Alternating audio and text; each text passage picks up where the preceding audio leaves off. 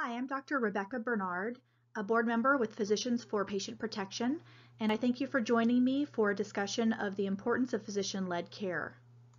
Physicians for Patient Protection is a grassroots organization of practicing physicians, retired physicians, medical students, residents, and fellows, and our mission is to ensure physician-led care for all patients and to advocate for truth and transparency regarding healthcare practitioners.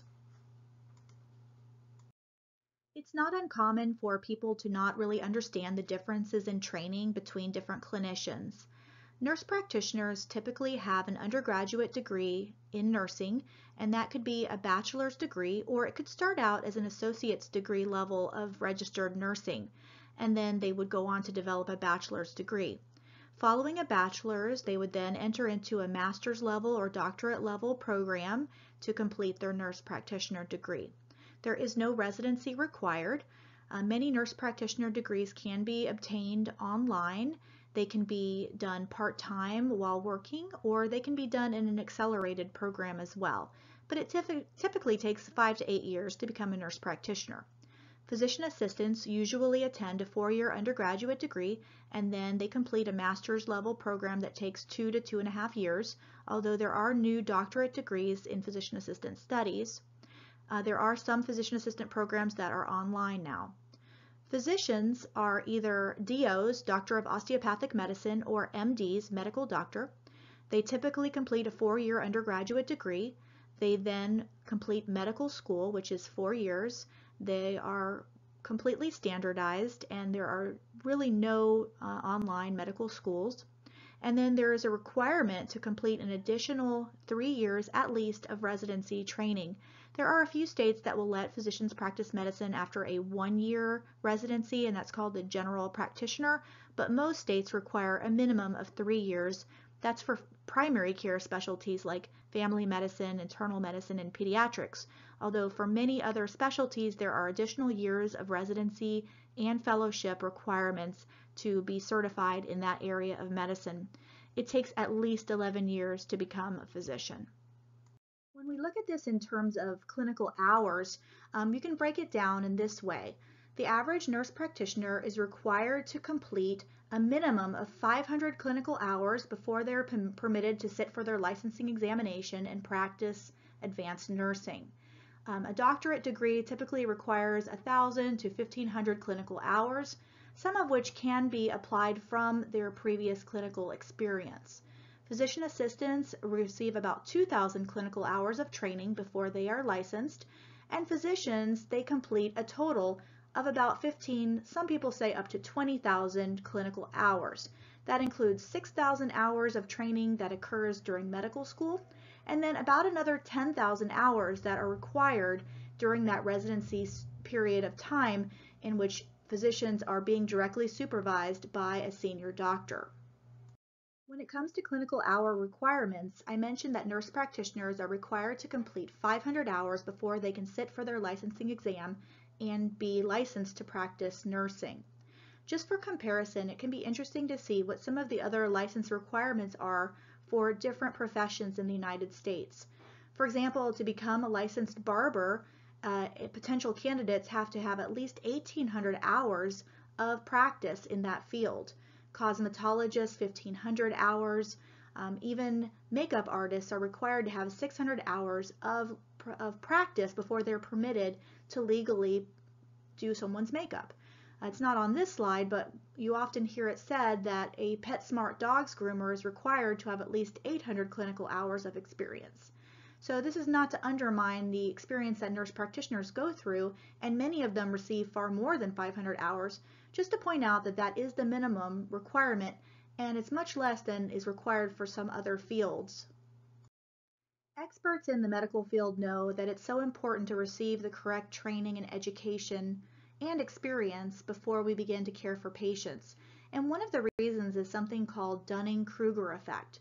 And this is the classic example of not knowing what you don't know.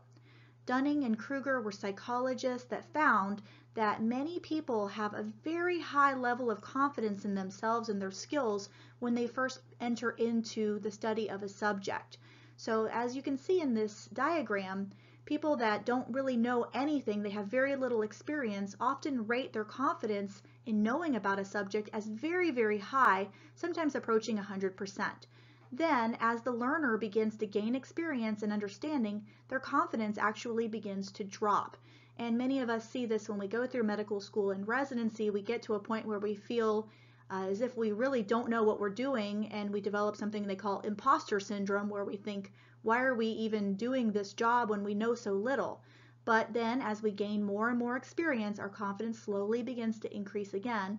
And when we get to an expert level, we tend to have a fairly high degree of confidence in ourselves. Although what's interesting is we never get back to that high level of confidence that we had before we really understood a subject. So Dunning-Kruger effect is really important because it shows, and this has been shown over and over again, that it takes about 10,000 hours of experience before a learner becomes an expert in a field. And that's just about the amount of hours that physicians receive in their training at a very minimum. But even though nurse practitioners are not required to have the same amount of training as a physician, in about 23 states across the country and the Veterans Administration, nurse practitioners are legally permitted to practice independently. This graph from the AANP website shows you what states have full practice authority, or the right to practice independently. This map is not quite accurate because this last year, Florida granted the right of independent practice for some nurse practitioners. How are nurse practitioner leaders able to gain this expansion of scope of practice across the country? Nurse practitioners first came about in 1965 and worked very closely with physicians. But over time, nurse practitioners wanted to have more autonomy, and so they came together as a group. And in the 1980s, they formed a coalition of nurse practitioners across the country, and they worked together. They advocated politically.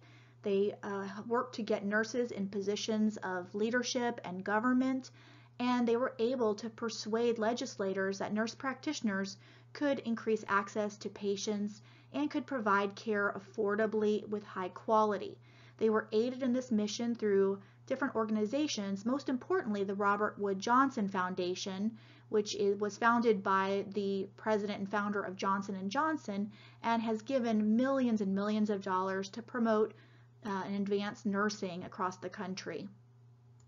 To be clear on the definition of full practice authority, according to the American Association of Nurse Practitioners, full practice authority is the ability of nurse practitioners to independently evaluate patients, diagnose, order, and interpret tests, and initiate and manage treatments, including medications, and this is to be done exclusively under the jurisdiction of the state's Board of Nursing, not the Board of Medicine. The question, of course, is how is the practice of advanced nursing different from the practice of medicine? You'll often hear from nurse practitioners that they are practicing under a nursing model of care when they provide these treatments. To persuade legislators that allowing nurse practitioners to practice independently would be good for patients, the American Association of Nurse Practitioners has advised that allowing independent practice will improve patient access, streamline care and make care delivery more efficient, decrease cost, and protect patient choice. And we'll go through each of these arguments and discuss some of the potential drawbacks and contradictions. One of the main arguments that nurse practitioners and physician assistants as well state is that by allowing independent practice, we will see more of these professionals moving into underserved and rural areas. A study that was performed in 2007 showed that 77% of all nurse practitioners practice in cities and suburbs, and about 23% practice in rural areas. The states that have allowed independent practice have not seen the promised increase of nurse practitioners into rural areas. For example, Washington State was one of the first states to allow independent practice, and you can see from this picture here, everywhere that you see a triangle, that is where nurse practitioners are practicing, and the dots are primary care physicians. And of course, you see a significant overlap between the two. And in rural areas, actually primary care physicians are far more likely to work in rural areas than nurse practitioners. If you go to the AMA website, you can click on most of the states in the union, and you can see the way the layout is between where care is being provided. One of the other facts that nurse practitioner organizations state is that there are 5 decades of research showing that nurse practitioners are safe and effective. In the 50 years since nurse practitioners have been around, there have been many studies performed to determine whether they are safe and effective. The Cochrane database went back and evaluated all of the studies that have been performed, and of them, they were able to find 18 studies that were adequately performed to be able to make determinations about nurse practitioners. They titled their study Nurses as Substitutes for Doctors in Primary Care, and they concluded that for some ongoing and urgent physical complaints and for chronic conditions, nurse practitioners probably provide equal or possibly even better quality of care compared to primary care doctors. So that's a pretty big statement, and we hear that all the time. Well, this is what Cochrane says. Nurse practitioners are just as good as physicians. But what do these studies that Cochrane reviewed actually say, and what are some of the limitations to the studies? First of all, it's important to note that of the 18 studies that the Cochrane group reviewed, only 3 of them were performed in the United States. The single best study that Cochrane reviewed was performed by Hemani in 1999. This study was nurse practitioners that were 100% supervised by physicians. It was conducted at the Veterans Administration Medical Center in Maryland, and it involved 450 patients. The conclusion was that in a primary care setting, nurse practitioners may utilize more healthcare resources than physicians. In this study, nurse practitioners utilized more healthcare resources than medical residents and attending physicians. They ordered more lab tests, they ordered more imaging studies, and they had higher hospitalization rates, even though their patients were not in the highest level of chronic disease.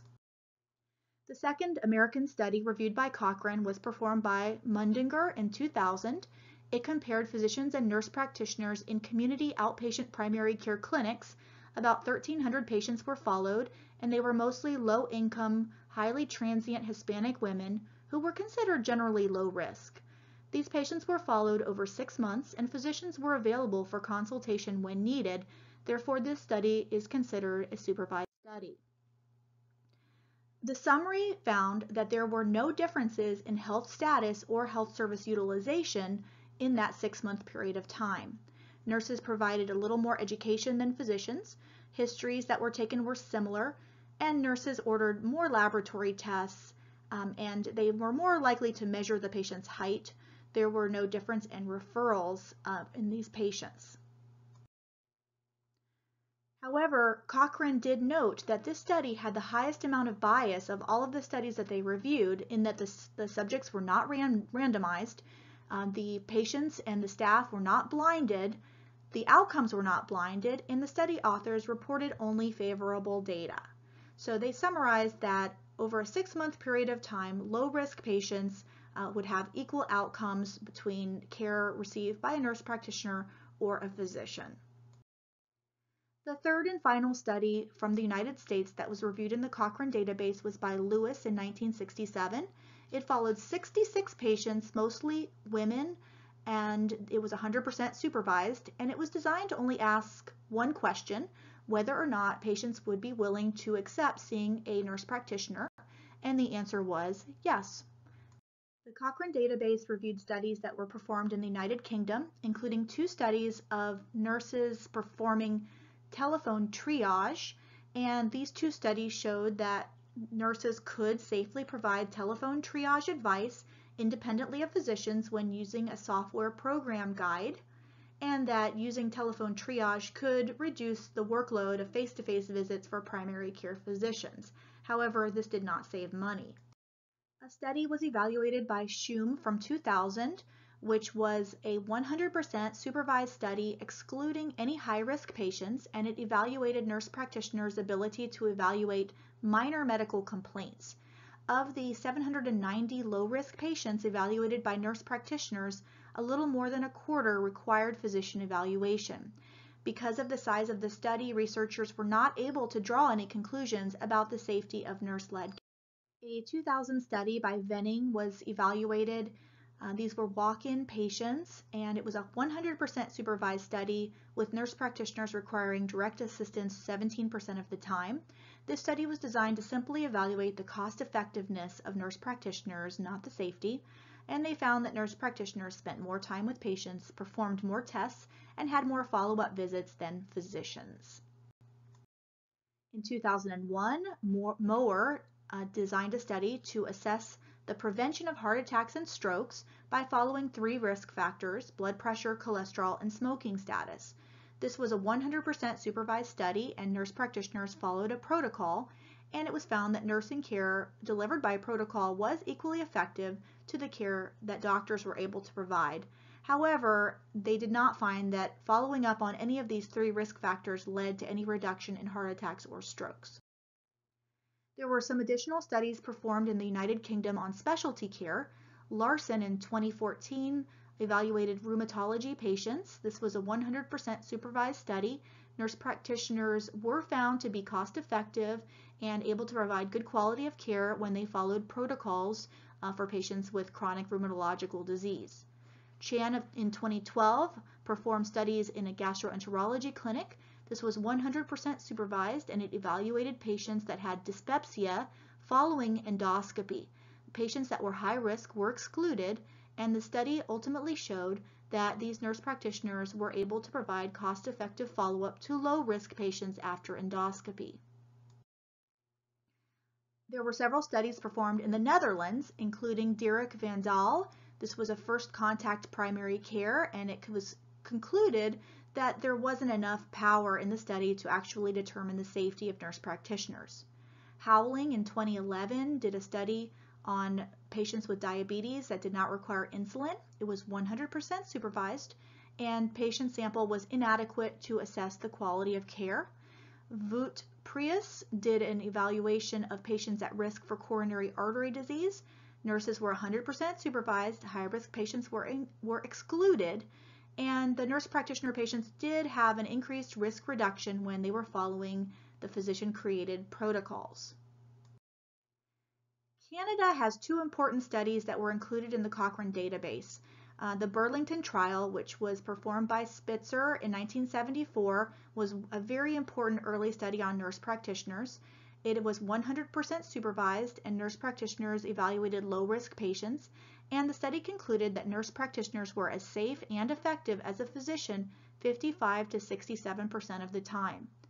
A study by Chambers in 1978, again 100% supervised, showed no difference in patient outcomes when they received first contact care from a physician-supervised family practice nurse. Several other studies by others in other countries. South Africa had a 100% supervised study that showed that nurses could monitor HIV therapy. Sweden, another 100% supervised study. Nurses could monitor patients with stable chronic inflammatory arthritis on biological therapy. A study in Spain by Iglesias in 2003, 100% supervised, showed that nurse practitioners were able to manage most of low-risk patients with burns, injuries, and diarrhea independently, but they were not able to successfully independently manage most cases of low back pain, colds, and urinary symptoms. So in summary, the Cochrane study reviewed 18 studies, and as I presented to you, even though the evidence that was concluded was that nurse practitioners could provide care safely and effectively, you can see when you actually review each study that care was always supervised, that low-risk patients were evaluated and high-risk patients were excluded. So when we extrapolate this information to say that nurse practitioners can provide care safely independently, there simply is no evidence that has been done, no studies have been done to conclude that the care by independently practicing nurse practitioners is safe and effective. The VA did their own study. The VA recently did permit independent practice of nurse practitioners, and even in their own study, you can see here, although that there were no differences in results, the strength of the evidence was extremely poor. In many of them, the evidence was insufficient to low. At best, the evidence was medium. And yet, based on this, they still allowed the independent practice of nurse practitioners. And I'll also mention that all of the studies that the VA evaluated, which included most of the Cochrane studies as well as a few others, were always 100% supervised by a physician. These studies, although they do show that nurse practitioners can practice very effectively and safely when working together with a physician, most of them were done, as you saw, some of them in the 1970s, in the 1990s, and a few more recently. But they would not factor in some of the new changes that we're seeing in nurse practitioners, which is the growth of diploma mills. And what I call diploma mills are these schools that have cropped up everywhere, and they're graduating nurses that may not be adequately prepared. They may not be the best candidates to become nurse practitioners. In fact, there are at least 9 nursing schools that have 100% or nearly 100% acceptance rates, as you can see on this slide. In other words, anyone that wants to attend to become a nurse practitioner is accepted. Here are some screenshots and pictures of some advertisements on social media that show that becoming a nurse practitioner is something that is increasingly being solicited to the public. You see this billboard here advertising online programs. And one worrisome feature about these programs is that many of them are advertising to non-nurses, and they will admit students who just have a bachelor's degree in anything, whether it's art or economics, does not even have to be a science, and they can directly enter into this program and become a nurse and a nurse practitioner simultaneously.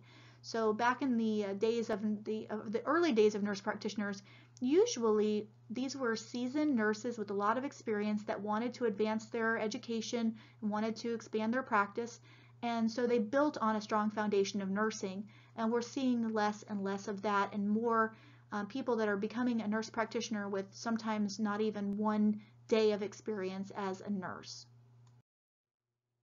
Here's one example. This is a person that presented himself online. He talks about how he was a psychology major. He went to a direct NP program, and then he was hired to work at a Minute Clinic, which is a CVS program.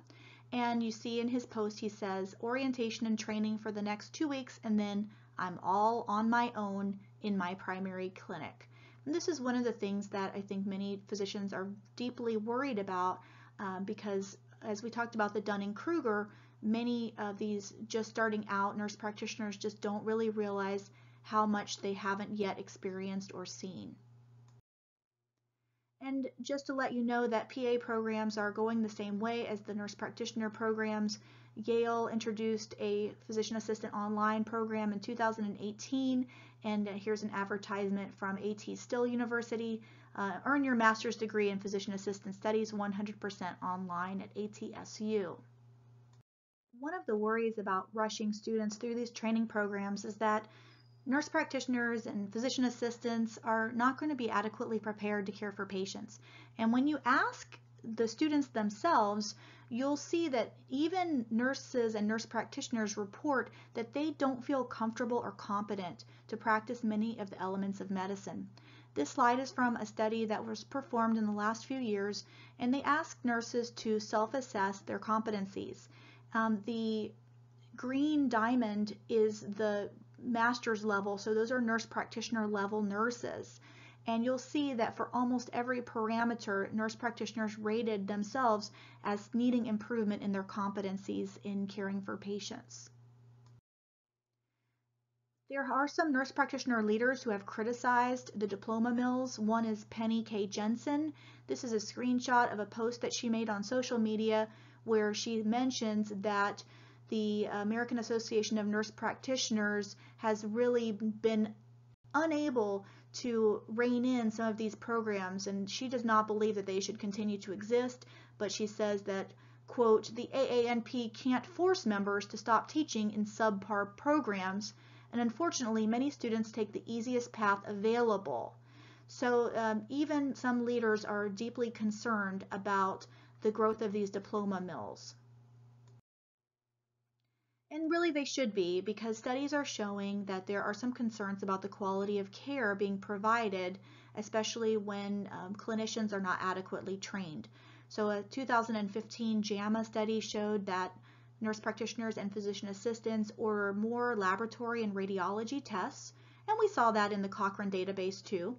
A JAMA dermatology study from 2014 showed an increased risk of unnecessary skin biopsies. Several studies have shown that non-physician practitioners prescribe more medication, including unnecessary antibiotics, psychotropic medications, and opioids, and there are concerns about the quality of referrals to specialists by non-physicians as well.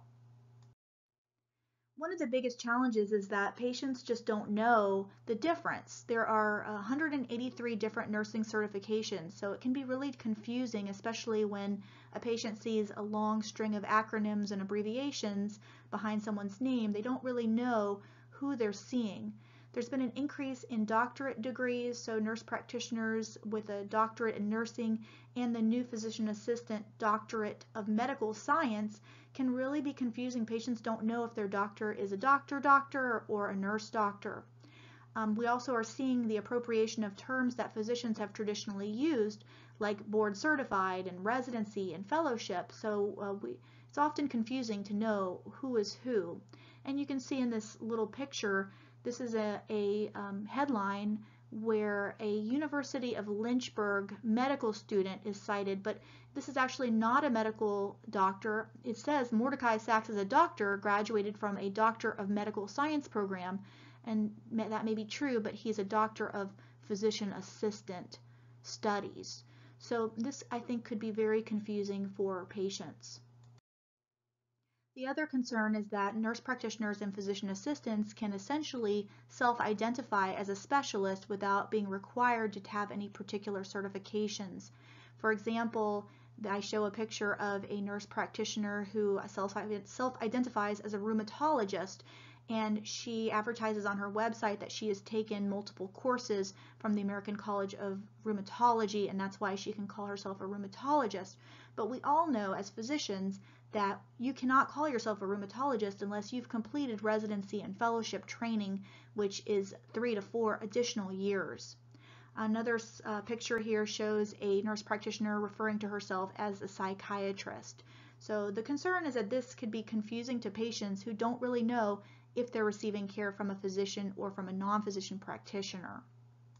It can be even more confusing to patients when they're receiving direct marketing campaign messages from non-physician practitioners, which often imply that the care by these clinicians is the same or even better than that being provided by a physician. On the left, you see the We Choose NPs campaign, which has been directed towards patients on web ads, internet, TV, and radio. On the right, you see the physician assistant advertisement slogan, "Your PA can," or "Your PA can handle it." I've seen full page spreads in the back of the USA Today with this campaign message. And it's interesting that PAs actually are trying to change their name from physician assistant right to just PA. And in fact, they have a slogan that says, "Just say PA," and that's so that they can separate themselves from supervision by a physician. North Dakota actually became the first state to grant physician assistants the right to practice independently last year. But we really need our nurses. There's already a nursing shortage, and it's been estimated that nurse practitioner training has reduced the number of registered nurses by up to 80,000 nurses across the nation. And it's really interesting because some nurse practitioners are not in favor of full practice authority. They really want to work more collaboratively with physicians or under supervision. And nurse practitioner leadership doesn't really want to hear that. In fact, at the AANP conference last year, there was a presentation by nurse practitioner Margaret Fitzgerald, and she concluded her talk with this photograph on the right that said, "Sometimes the strongest NP voice is silent." And her message, according to people that were there, was that nurse practitioners that are opposed to independent practice really should not vocalize that information, that if you're not in favor of independent practice, that you're not supporting your nurse practitioner colleagues. And this is a little disheartening because there are many nurse practitioners that have deep concerns about independent practice based on the growth of diploma mills and some of the newer information that is coming out. We know from reviewing the Cochrane database studies that nurse practitioners and physicians, when they work together in a team, patients get great care. And we know that teams work, but they do need a leader.